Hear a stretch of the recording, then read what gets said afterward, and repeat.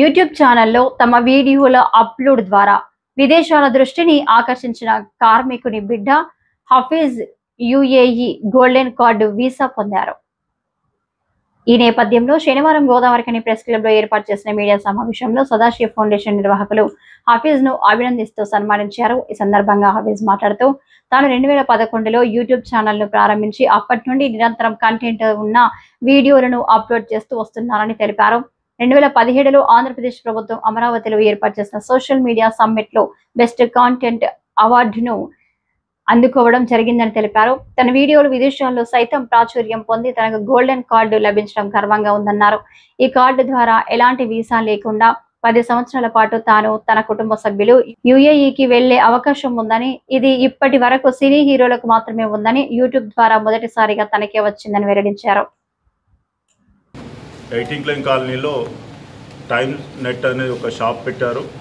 So అప్పటి నుంచి చాలామందికి యువతకు ప్లస్ మహిళలకు అందరికీ ఈ కంప్యూటర్ మీద పరిజ్ఞానం అంటే వాళ్ళు నేర్పించేది. సో ఆ సందర్భంగానే అట్లనే తెలుగు టెక్ ట్యూట్స్ అని 2011లో స్టార్ట్ చేయడం జరిగింది.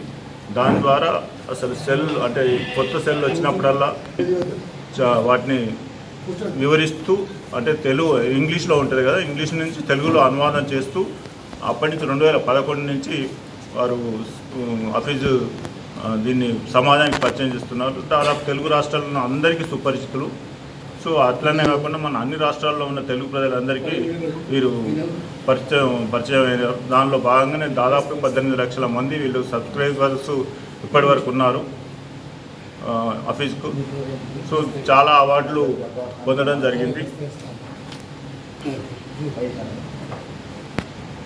జాబితాలో చోటు దక్కించుకొని టాప్ 30లో నిలిచారు.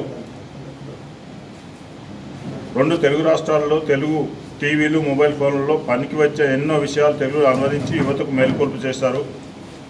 వాటిలో వచ్చే అప్డేట్స్, నెగిటివ్, పాజిటివ్ విషయాలను ప్రజల ముందుకు ఆవిష్కరిస్తూ 18 లక్షల సబ్స్క్రైబర్స్ను సంపాదించడం జరిగింది. ఇప్పటి వరకు 4.2K వీడియో చేసి ప్రజల మన్ననలు అభిమానాన్ని పొందారు.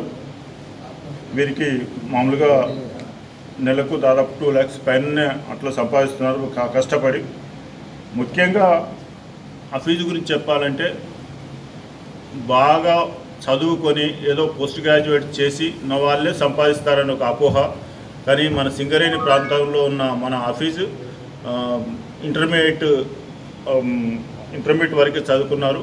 సో ఆయన కష్టపడి కృషి చేసి ఆయన ఎంచుకున్న అంశం మీద చాలా పట్టుదలతో పోవడం మూలాన ఇప్పుడు ఎంతో మన 2 రాష్ట్రాల్లో ఒక పేరు సంపాదించడం జరిగింది. ఈ మధ్యలోనే యునైటెడ్ అరబ్ కంట్రీస్ వాళ్ళు ఈ ఒక 10 సంవత్సరాలు వాళ్ళ ఫ్యామిలీని ఉచితంగా రాష్ట్రం మన అంటే ఈయన చేసిన సేవలను గుర్తించి అరబ్ కంట్రీస్కు 10 సంవత్సరాలు పంపించేందుకు వీసా ఇవ్వడం జరిగింది. ఆ సందర్భంగా సదాశివ ఫౌండేషన్ ఆధ్వర్యంలో మా సభ్యుడు కాబట్టి, అలాగే మా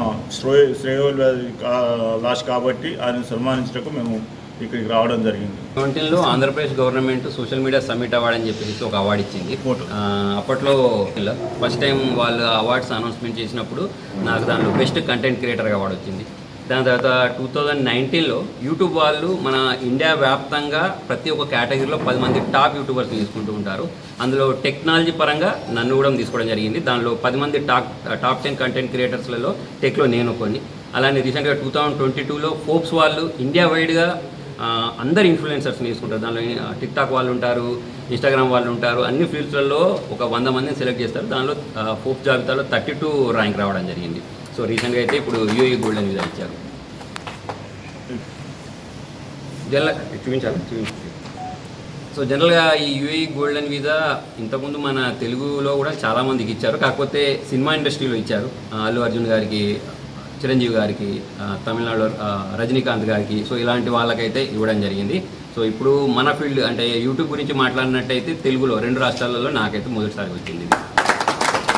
ఈ మీడియా సమావేశంలో సదాశివ ఫౌండేషన్ వ్యవస్థాపక అధ్యక్షులు శ్రావణ్ కుమార్, కె లింగమూర్తి, సానా రామకృష్ణారెడ్డి, నూగ రమేష్, మారెల్లి రాజరెడ్డి, చంద్రమౌళి, శంకర్, చంద్రశేఖర్, సమ్మయ్య, రాజయ్య, నరేష్, మధు తదితరులు పాల్గొన్నారు.